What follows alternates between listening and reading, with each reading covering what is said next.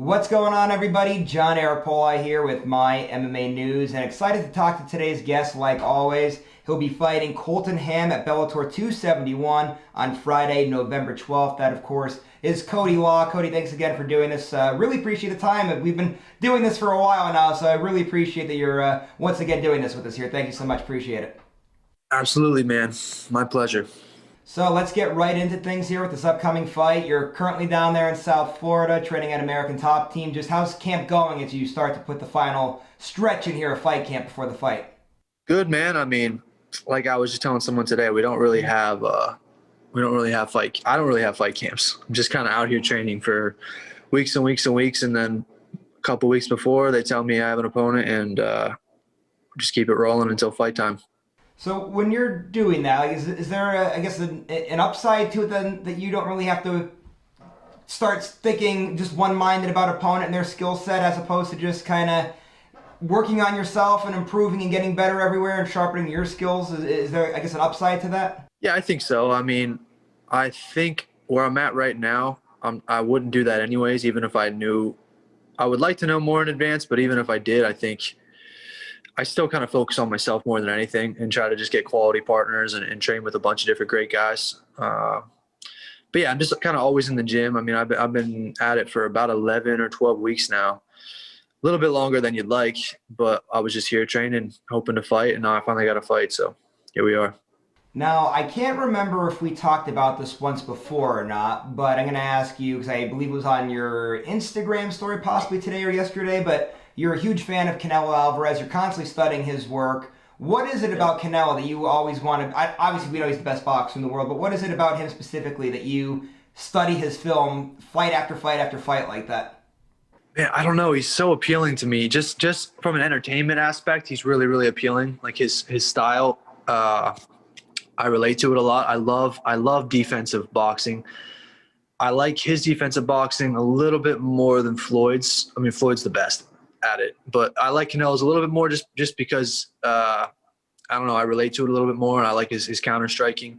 I think we have like really similar body types. I think we have literally the exact same stats. He's just obviously a bit thicker than me.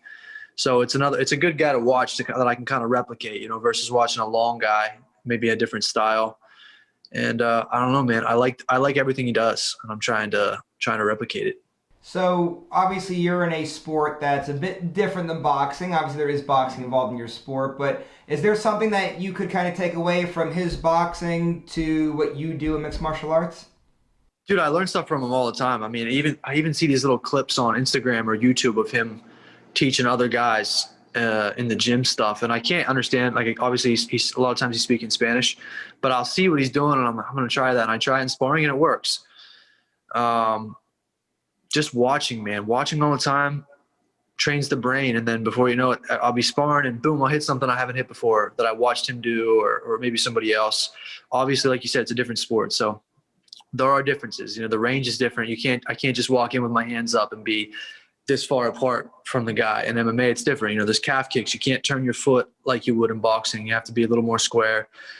But I'm trying to, pick and choose things that I can make work in MMA. And now let's start getting into some more fight specifics here against your opponent, Colton here. Obviously, the last time we talked, we were discussing how it's been difficult for you to get a fight, and I'm assuming that's probably what we saw here because now we're late here now in the year and you're finally getting back inside of the cage here. But you wanted somebody with more experience. You got it in a way here. Colton has 7 fights under his belt. Of course, he's 4-3, not the sexiest record, but are you happy that you got an opponent with some fights under their belt as opposed to these 1-0 guys that you were fighting before?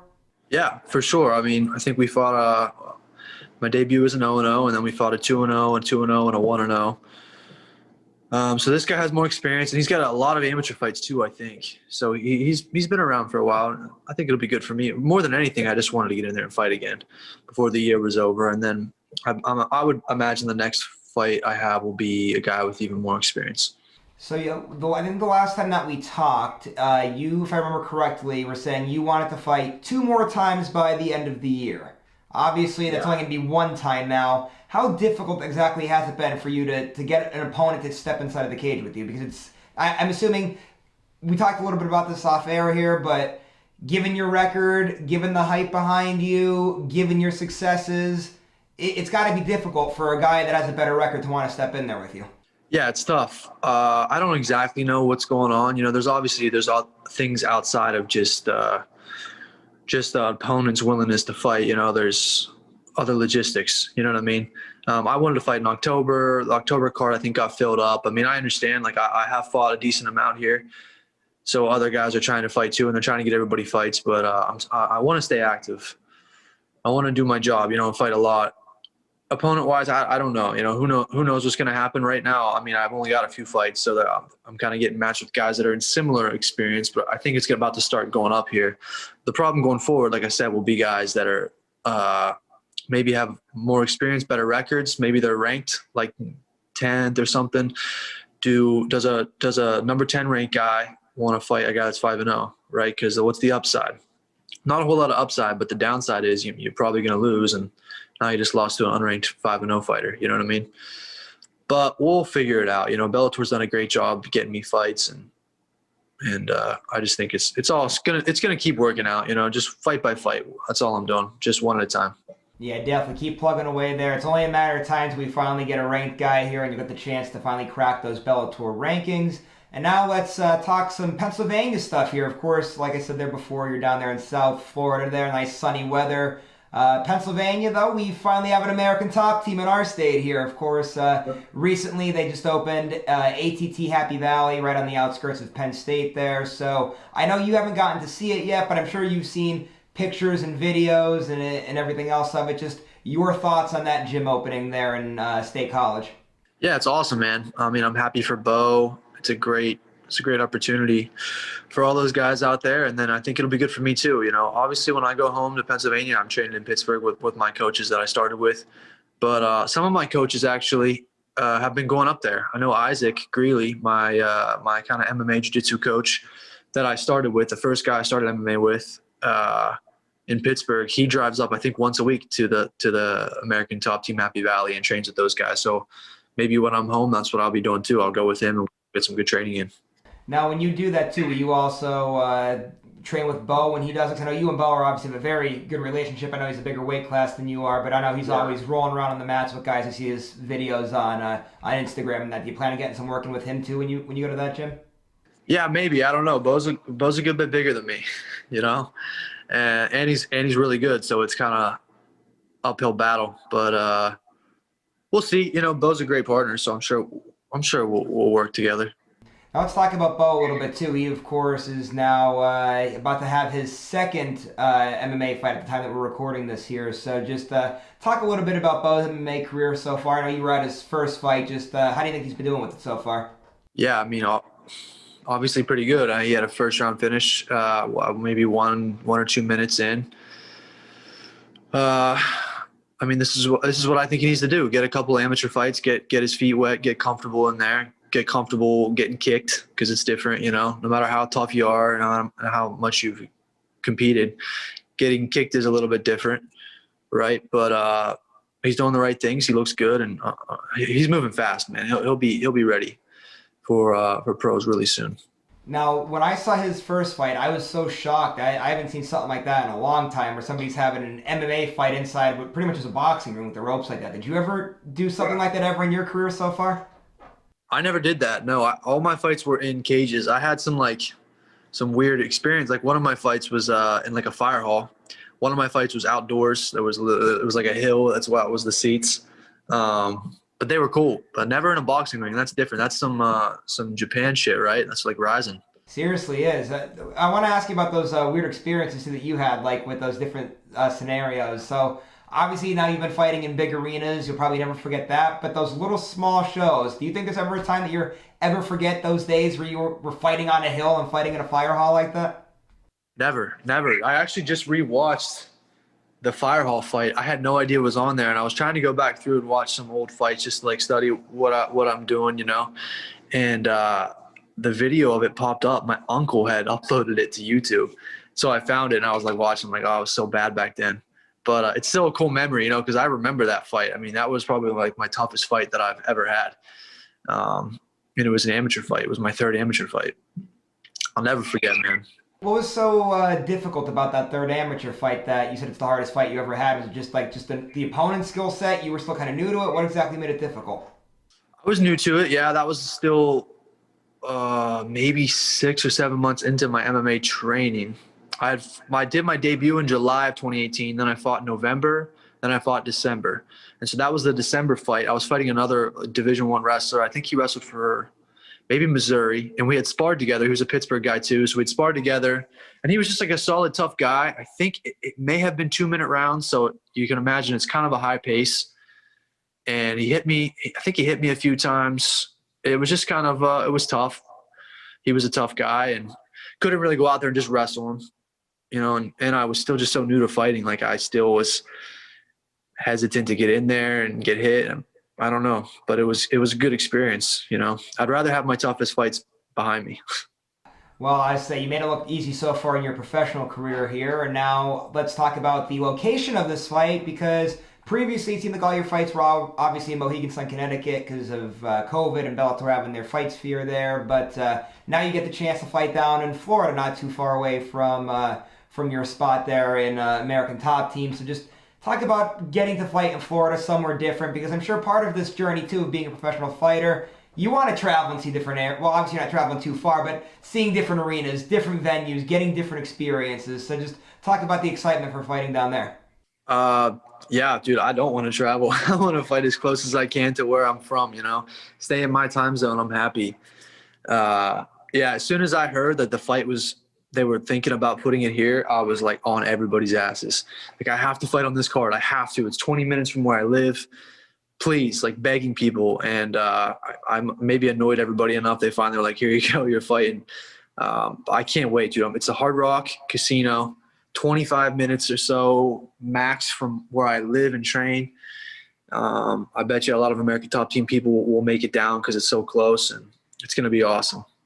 And I was just going to ask you too, do you have, obviously your friends and teammates will be there, but how about from back in Pennsylvania? Will people be making the trip down to Florida? Because obviously when it was Mohegan Sun, Connecticut with COVID, you couldn't really have fans in there, but Florida, I know they'll be able to have fans. Do you have a plan on getting a lot of people from PA down there to Florida? Yeah, I got a bunch of people coming already. You know, I got my mom, my girlfriend, a bunch of my sponsors, a couple friends, you know, 2 of my coaches from back home. I got a good crew coming right now. Some family friends. It's pretty cool. Should be fun. And I know you're a big Halloween guy. I think before one of your fights last year was right around Halloween time, and I know you had big Halloween plans last year. Halloween, at the time of recording this, is just a couple of days away. What are you doing for Halloween? You got a costume picked out? Yeah, costume to sit on the couch here all day. Basically, I'll be eating blueberries and fucking egg whites. But yeah, man, that's a little bit of a bummer. I was hoping to fight October 16th so I could go home for Halloween and actually enjoy it. But I will sit on the couch and watch Halloween movies all day and then celebrate after the fight. Do you have a favorite Halloween movie or franchise or anything like that? Oh, yeah, Halloween, Michael Myers, without a doubt. I'm just starting to watch through those again. I haven't seen the new one yet. I think there's only one other one I haven't seen through the whole franchise yet. But I guess we'll start here. Did you see the new movie? Let's start there. Have you seen the new one that just came out? I did see the new movie, yes. How is it? Do you recommend it? I heard a lot of good reviews about it. Yeah, I recommend it. I mean, I have some problems with it, but overall, you know, it's a good movie. It's fun, you know. And out of the whole entire franchise of the Halloween movies, what would you say is your favorite movie out of all of them? The original one, without a doubt. 1978, man, it's a classic. I have to say, I would agree on that one. Definitely the original. It's hard to ever top an original. But Rob Zombie's remake of that original one, I just saw it today. I liked it. I liked it. You didn't like it? No, dude, I don't even watch those. I don't watch them. I rewatch every single one. Every Halloween, I watch them all. I never watched the Rob Zombie ones. It's not Michael Myers, dude. They changed it. He changed it into some, like, I don't know what the fuck, but I don't like it. Oh, I liked it. I thought 'cause it had like a lot like what Michael's like kind of beginning, and then he actually did the original murders. And then I did. I liked it. I obviously like the original ones better, but I was okay with the remake there. I guess I'll ask you one other question. I'll ask you one other question. One other question with these Halloween movies. The third one, right? Season of the Witch. Obviously, Michael Myers wasn't in that one, but did you like that one? Because Tom Atkins was a badass in that. Yeah, dude, I like that one. When I was young, I hated it because I was like a Michael Myers fan, and that was like the black sheep of the franchise. Like, right, we were always like, oh, just skip number 3. We don't watch number 3 because there's no Michael Myers. But now as an adult, I watch it, and as a standalone film, it's a great classic scary movie. You know, they just shouldn't have. It shouldn't have been Halloween 3. You know, it should have been something else. I agree, yeah, because especially with Michael Myers not being in it, but it was very well done. Tom Atkins played a very good role in that too. He's a straight up badass alpha male. Yeah. Tom Atkins is. Yeah, he was pretty cool. Yeah, and you know what? Speaking of alpha males, one of your teammates is definitely alpha male, and he might be the new UFC lightweight champion, Dustin Poirier. Of course, he's fighting at the end of the year here against Charles Oliveira. I just want to get your thoughts on that matchup, and I know you think Dustin's going to win, so there's a lot of other people. He's definitely be the betting favorite in that fight. So tell everybody how Dustin gets this done on fight night. Dude, I think Dustin makes him quit. I think he breaks him. He's great everywhere, but I think the biggest factor in that fight is, you know, we've seen Oliveira fade a little bit and kind of maybe give up a few times. And against Dustin, that's bad news, right? Dustin doesn't get tired. He can go 5 rounds at a high pace. He's a great striker. He's a great grappler. I think Dustin's going to get him out of there. All right, well, we're looking forward to seeing that. We're looking forward to seeing your fight, which again is on Friday, November 12th. Cody, one last thing now before we roll out here today. Go ahead, plug your social media. If you have management sponsors, teammates or coaches, family, friends, whoever you want to give a shout out to, please feel free to do so. You get the last word. Too much. I have too many things. So you can just follow me on Instagram. I think it's Cody Law MMA.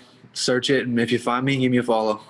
All right, guys, that was Cody Law, who is not a fan of the Rob Zombie remakes of the Halloween movies, so we're just going to reiterate that in case anybody else wants to bug Cody about his taste in movies there. But anyway, Cody, appreciate the time, as always. Again, Cody fights at Bellator 271 on Friday, November 12th, so make sure you guys check that out, and also make sure you're checking out MyMMANews.com for all the great work that we have that comes out there. Also, if you like today's interview, please do me a favor.